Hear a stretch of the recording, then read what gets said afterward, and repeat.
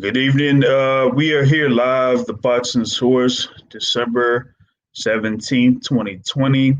And we're going to have a guest on here, hopefully within the next few minutes, a young man that has recently been on the professional ranks here. So we're going to see if we could get that thing checked out here.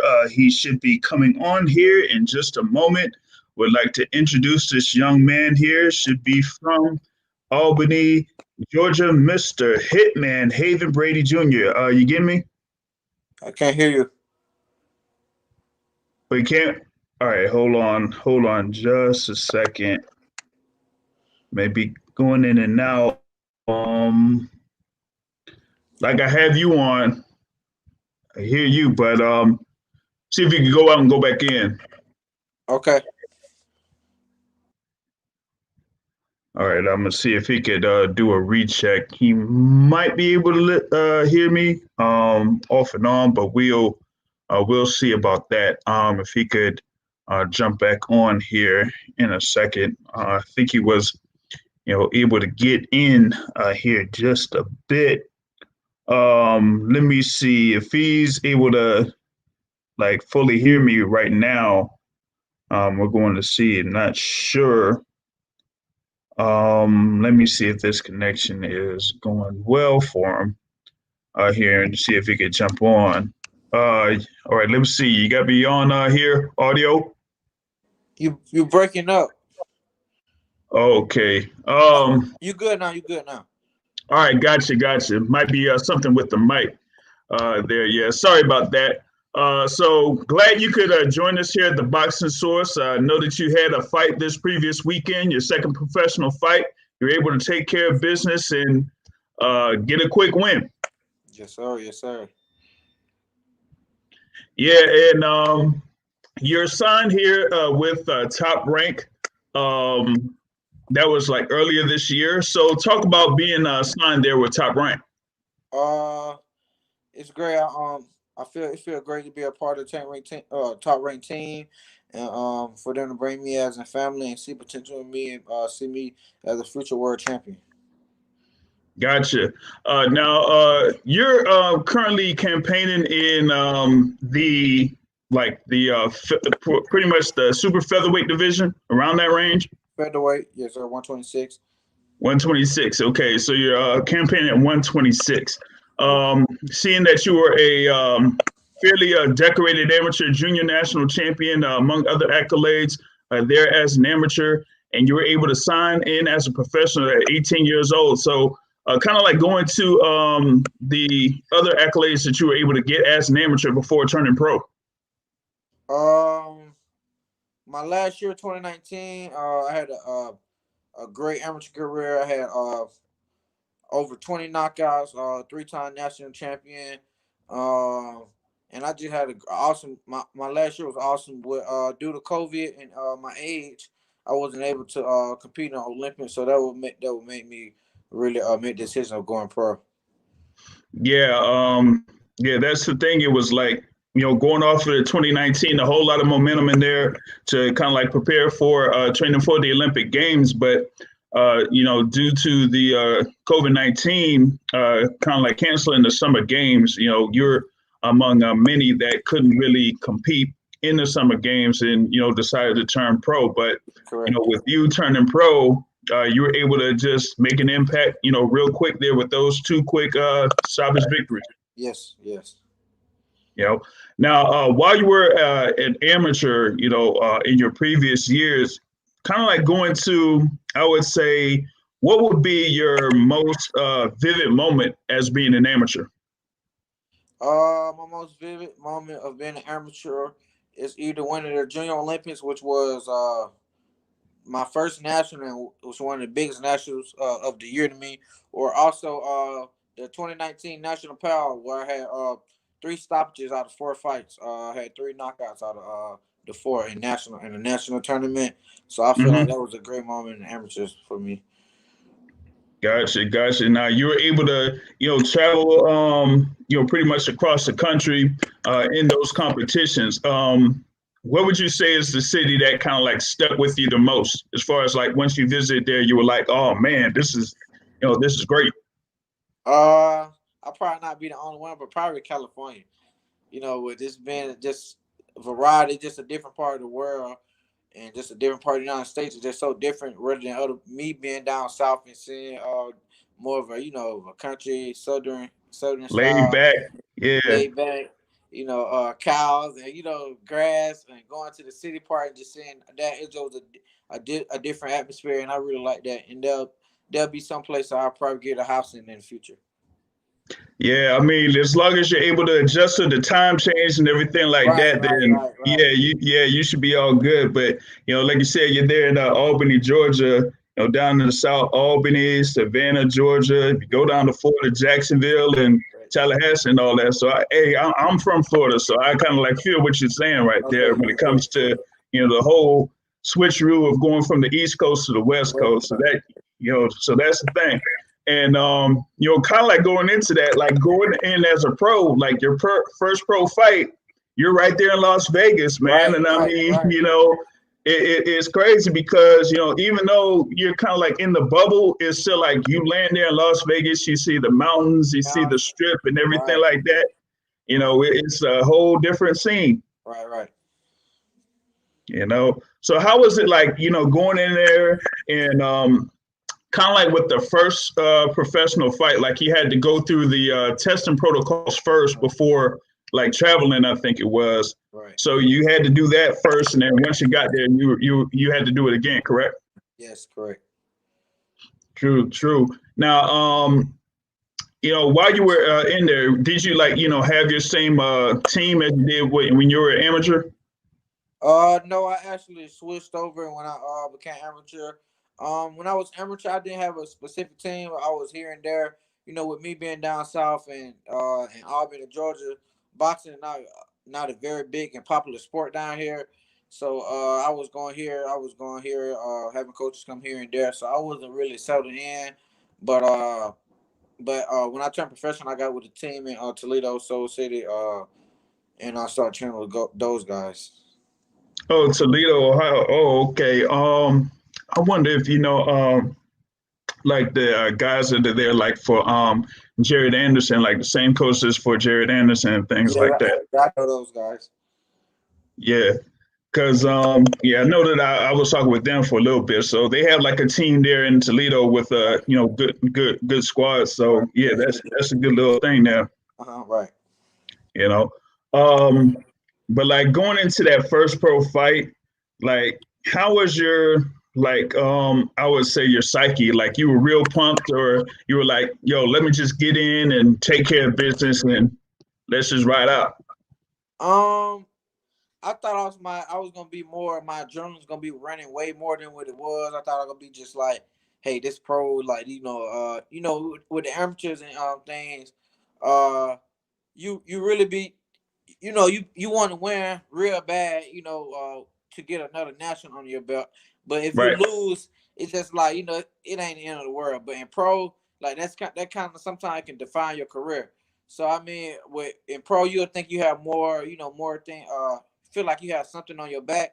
But actually, I was more calm than I be in the national tournament. I think I was just like just so ready, and I just know like me training, my training camp was hard, and I was just physically and mentally ready. So it felt great. I felt great. Now, with it, being your first professional fight, and then going into the second, with you like you were saying with the COVID-19 situation, not being able to go into the Olympics, Uh-huh. you go into this first fight, and it's like a kind of like a quiet atmosphere and things Right, like that. So it's almost similar to like training with just a couple of people. right, right. So like, how was that experience? Like, were you able to like listen to everything your trainer was saying while you were like going round by round? Yes, I was. I heard my corner very good because it was no crowd, so I was able to tune in to everything they were saying, and also with that being my pro debut in the bubble, I don't know how I feel with to fight with fans. So it was a first for me, so it felt good with the cameras and everything going on. it felt like that was a great first experience to me, and I can't wait to see what it feel like with fans. Yeah, that's kind of like different because like when it's with fans, it's like you kind of like hear all their noises, them cheering you on and things like that. But on the flip side, like I was saying, you're not able to listen to your trainers and things like that. Right. Now you were talking about being with the team there in Toledo. Is that with like Coach Derry? No, as Coach Rashawn and Otto Jones. Okay, Uh, Sean and Alton Jones there. So they've been working with you ever since you've been signed and things like that. So you said they were able to come to you, or were you able to go up there a couple of times? they came down here once. I camped down here, but for the most part, I go up there and do my camp. I feel you. I feel you. So that also is kind of different too. If you go from, like you said, if you go to California, Las Vegas, it's one thing, but to go up to like Toledo, Ohio, is a whole So, different thing. so And it's way I don't different. know. And going up there now, So it's sometimes it's real it's cold. You know what snowing I'm saying? already. It started Yeah. snowing in the beginning of December and the beginning of November. So I mean, it been snowing Yeah. month already almost. Yeah, so that's like it's a whole different thing. I mean, it's one thing when it's like cold in Albany, but Right. when you deal with like snow, it's like, oh no, man. Sometimes you're like, oh no, we gotta Especially go when you're through not this. used to it. Yeah, yeah. So you gotta like adapt.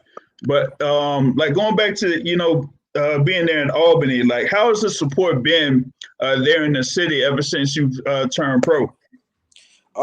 Since I turned pro, the support down here has been unreal. With me being probably one of the biggest upcoming athletes and maybe one of the biggest athletes down here right now, they support me well. Everybody's tuning in to my fight.